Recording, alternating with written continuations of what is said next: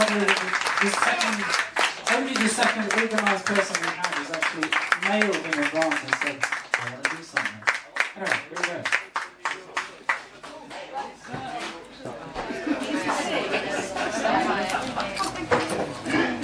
Stand higher, right?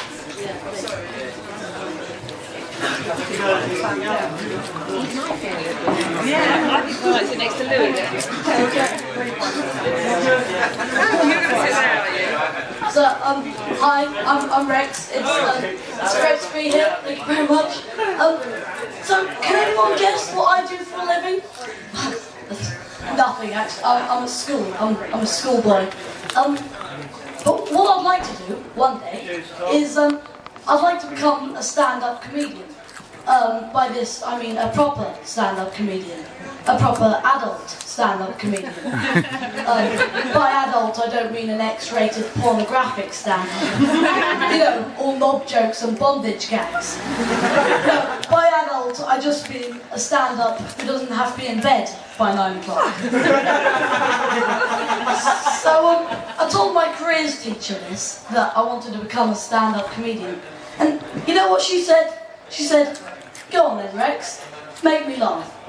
So, okay, Matt walks into a doctor's surgery and goes, "Doctor, I've got a steering wheel stuck down my trousers." The doctor goes, "Boy, that must be driving you nuts."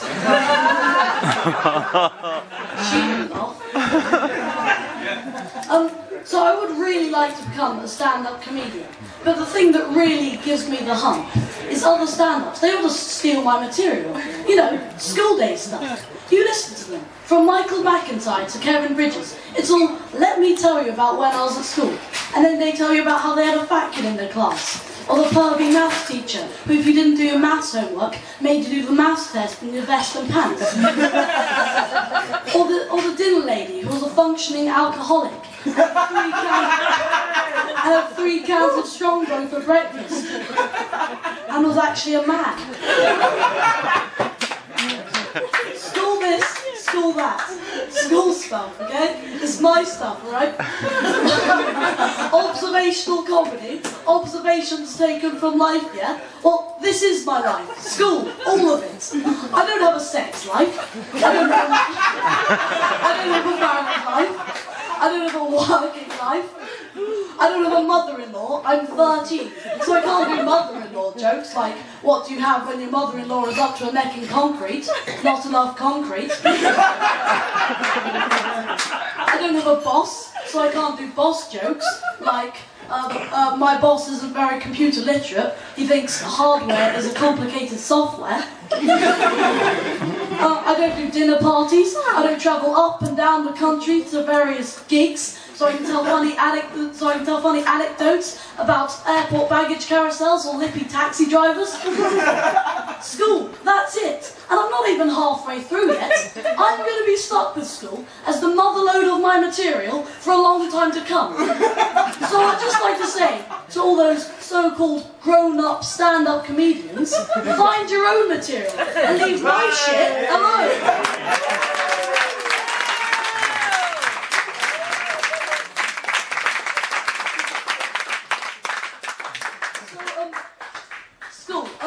Teachers, for example, what do they like? They go to teacher training college to train to be teachers. And I bet you at teacher training college they sort of learn their specialities, don't they? I mean, some want to be geography teachers, some want to be English teachers, and some will end up being PSCE teachers, you know, personal social education. Humour is a good educational tool. That if you can tell a joke or tell a funny anecdote, then somehow you'll get through to your students and somehow break the educational barrier. So of course you get your different jokes to go with these different speciality of teacher, don't you? You get your maths teacher joke. I mean, what's a common maths teacher joke? Ooh, how about did you hear the one about the infinite line? No, don't worry, it doesn't have a point. or the English teacher joke, you know, something slightly more literal, like 2 cannibals eating a clown. one of them says to the other, "Does this taste funny to you?" And then you get your PSCE teacher joke. You know, something more worldly, something more community aware. Like, question, what do you call a ginger prostitute? Answer, orange pay as you go.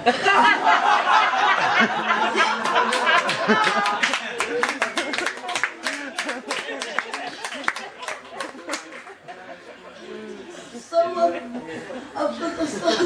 the best thing that can happen at school is a fight. A fight is a highlight. It's brilliant stuff. Yeah?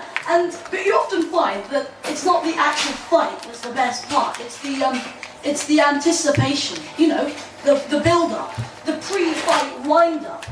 So you get your sort of different sorts of pre-fight wind-up. You get your karate pre-fight wind-up. You know.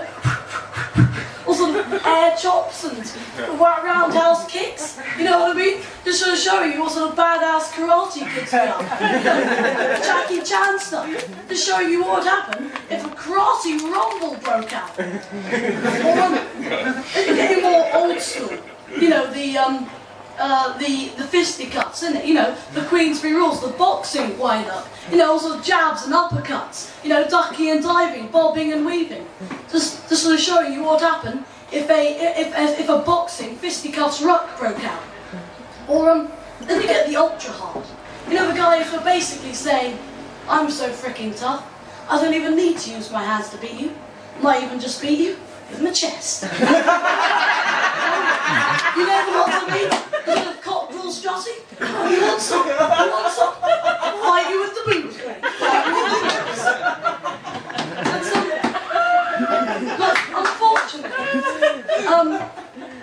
after all these dramatic wind-ups, most school fights I've ever seen, they always end up looking something like this.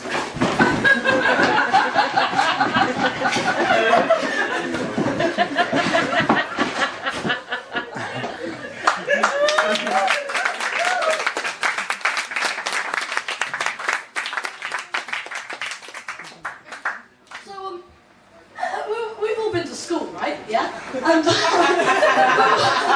we all know that every pupil fits into their own sort of social niche, don't they?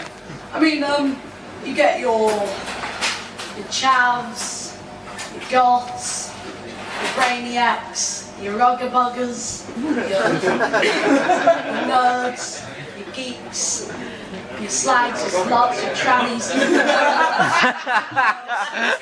And of course,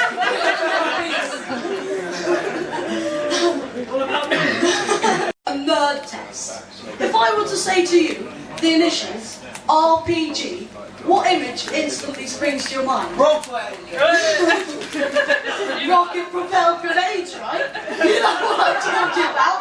Serious tank busting, armor piercing ordnance. You know, Taliban-tastic, Bruce Willis, Call of Duty, which is all kind of acceptably cool in a sort of stereotypical macho kind of way, yeah? But did anyone here think of anything else when I said the initials RPG? Well, I'm a nerd, you see, but a special kind of nerd. That's the thing, isn't it? I mean, nerd gets used to describe any form of socially inept teenager, male or female. I mean, what's the difference between a nerd and a geek? As an anthropological definition of a teenager, a nerd lacks a little detail. But although I freely admit to possessing many nerdish traits, I'm not your calculus quoting, mathematical equation solving, bed-wetting, only wear clothes bought by your mum type. But I'm an RPG nerd. RPG? Role-playing games.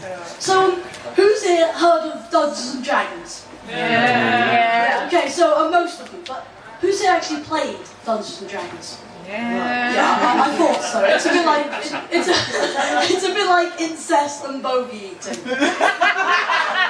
Not something easy to admit to.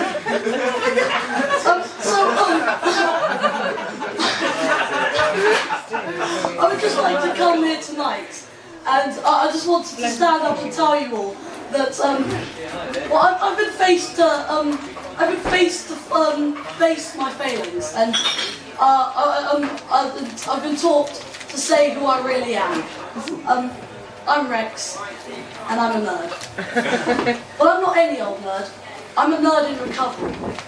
Well, I go to a nerd rehabilitation clinic where, one day at a time, I have a dragon-free period where, instead of dice, I do chavvy stuff like chew gum or learn to do keepy-uppies, or even surf the internet for Japanese porn.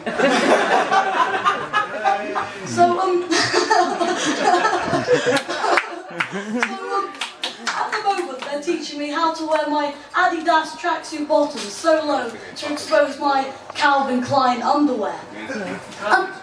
On the subject of underwear, at wedding tackle, knobs, tudgers, meat and two veg, the python. What no one really teaches a boy at school is anything sensible about the penis. So, the little chipolata is always a bit of a mystery. The early years are okay. I mean, so long as you learn respect for your zipper, it's a funny, friendly little thing. Your mum calls it your winkle, and your dad sometimes points it for you when you're when you're taking a tinkle round to her house. And everyone thinks that you and it are all very cute.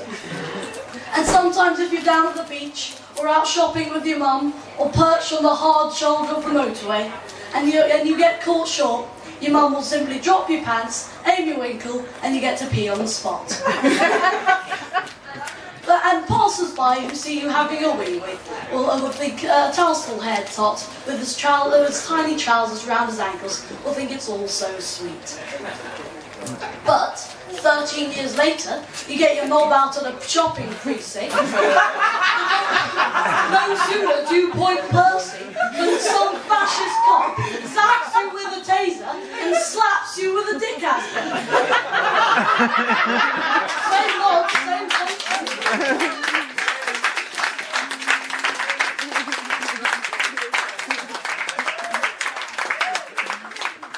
Same knob, same function, only this time it's an arrestable offence. Thank you very much. I'm Rex Bishop.